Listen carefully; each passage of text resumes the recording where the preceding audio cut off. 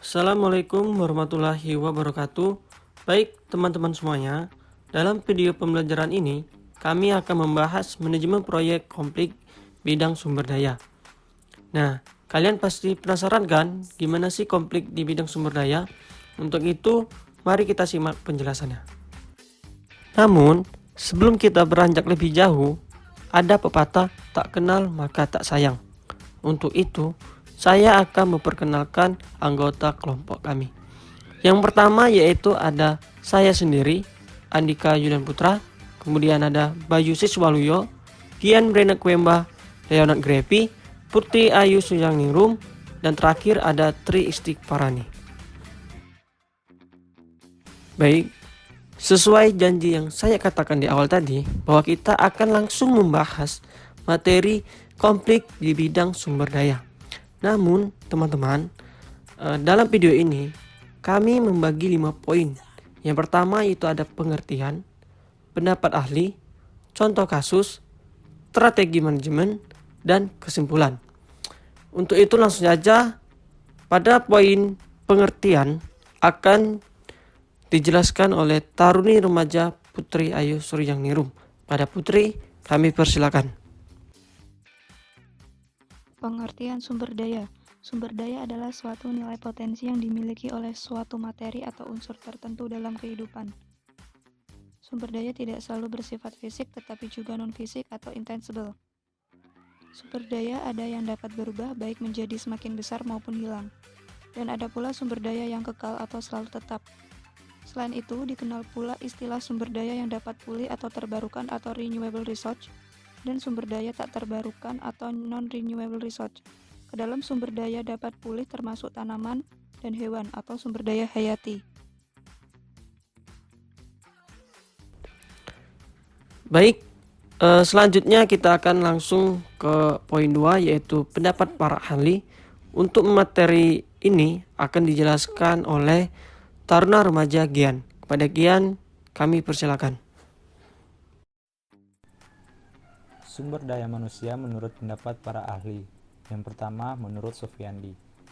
Menurut pendapat Sofiandi, adalah sebagai suatu strategi dalam menerapkan fungsi-fungsi manajemen yaitu planning, organizing, leading, and controlling dalam setiap aktivitas atau fungsi operasional sumber daya manusia, mulai dari proses penarikan, seleksi, pelatihan dan pengembangan, penempatan yang meliputi promosi, demosi dan transfer, penilaian kerja, pemberian kompensasi, hubungan industrial, hingga pemutusan hubungan kerja yang ditunjukkan bagi peningkatan kontribusi produktif dari sumber daya manusia organisasi terhadap pencapaian tujuan organisasi secara lebih efektif dan efisien.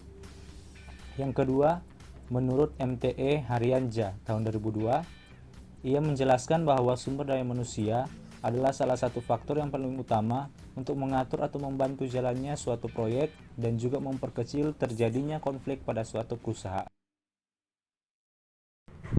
Selanjutnya, pengertian sumber daya alam menurut pendapat para ahli. Yang pertama, menurut Walter Isard tahun 1972.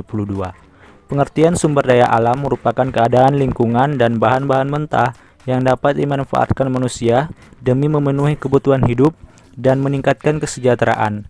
Artinya, sumber daya alam sangat berpengaruh dalam sebuah perusahaan untuk memenuhi segala kebutuhan proyek perusahaan tersebut. Untuk yang kedua, menurut Valentin Jackson Champion tahun 1999, mengartikan bahwa SDA sebagai hasil penilaian manusia terhadap unsur-unsur lingkungan yang dibutuhkannya, yaitu jumlah persediaan atau stok, sumber daya atau research, serta cadangan atau reserve. Artinya, setiap proyek dijalankan harus membutuhkan suatu lahan yang mumpuni agar proyek tersebut dapat berjalan dengan baik dan juga mempunyai izin agar terhindar dari konflik-konflik yang memungkinkan proyek tersebut diberhenti.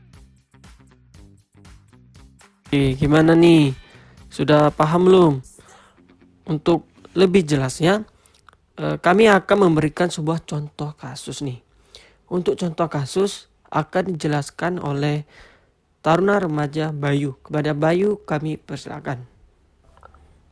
Pada contoh kasus di materi ini kami membagi dua contoh, yaitu yang pertama ada konflik sumber daya manusia, selanjutnya ada konflik sumber daya alam. Pada konflik sumber daya manusia, salah satu contoh kasusnya itu adanya konflik antara karyawan setelah merger antara perusahaan Lipo dengan Bank Simniaga. Konflik itu terlihat dari cara kasir ex Lipo dengan kasir ex Bank Simniaga dalam menghitung uang yang berbeda. Cara kerja ini terbentuk dari budaya organisasi lama yang masih sering terlihat dan belum membiasakan diri antar karyawan tersebut. Pelaksanaan merger dua perusahaan menjadi satu perusahaan akan menimbulkan sebuah konflik. Konflik tersebut dapat terlihat di fase awal merger. Oleh karena itu, perlu adanya manajemen konflik yang harus dilakukan oleh Simniaga sebagai berikut. 1. Mencegah gangguan kepada anggota organisasi untuk memfokuskan diri pada visi, misi, dan tujuan organisasi.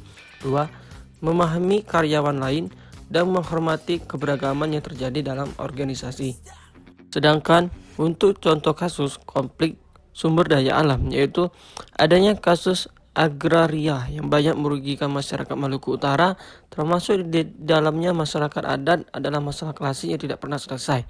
Kasus tersebut bukan berkurang, justru semakin bertambah seiring dengan regulasi dan kebijakan pembangunan pada sektor sumber daya alam yang dirumuskan oleh pemerintah selama ini.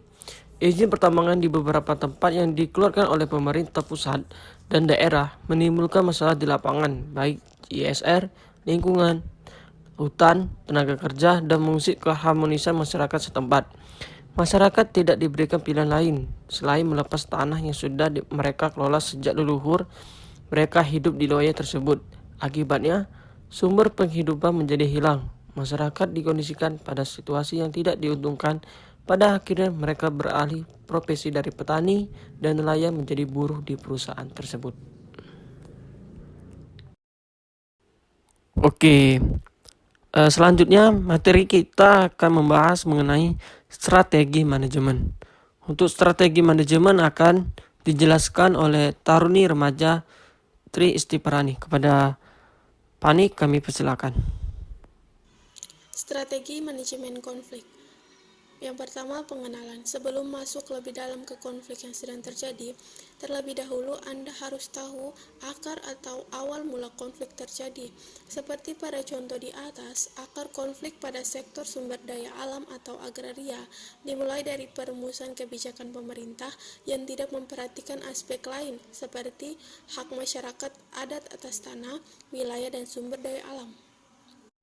Yang kedua, diagnosa. Langkah selanjutnya adalah memikirkan solusi yang tepat untuk menyelesaikan konflik tersebut.